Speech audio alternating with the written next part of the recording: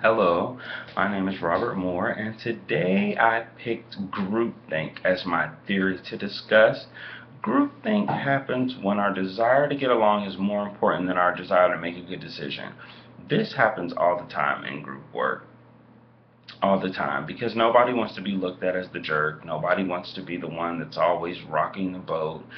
But we want to be an individual and we want to get our point across and we want to present the best work possible without compromising any of that for the sake of being in the group.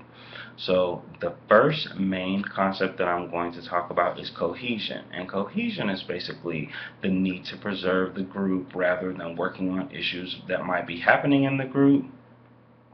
Too much cohesiveness usually leads to groupthink because conformity happens. So we want to avoid that definitely. The second main concept that I want to talk about is reanalyzation. And that's important to do in the final stages of the work before you submit it. It's kind of like proofreading a paper. You're going back over it, you're reading things, you're seeing if they sound right, if it flows right. And I have experienced both of these things very recently in my life. Cohesion, I am kind of experiencing in my other class. We are placed in a group, so it's kind of difficult to be, an individual, and you don't want to feel like you're stepping on people's toes, but I am going to be working on, saying more and objecting when I feel like it's necessary.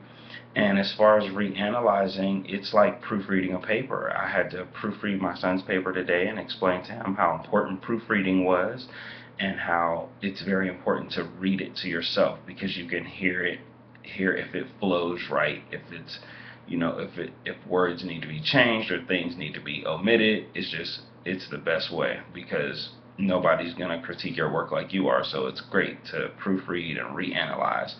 Some advice that I would like my viewers to take away are to try to remain an individual and make the best decision possible. Do not think of group work or social hour. You are not there to be liked. You are not there to make friends. And we go through our whole lives wanting and desiring acceptance, and then you get in a group and it's kind of like, okay, you can't think about that. And the third thing is to maybe get an outsider's opinion when you're doing your reanalyzing stage, because they are more likely to give you a brutally honest opinion because they have nothing to lose and they definitely don't have to conform for the sake of the group. Thank you.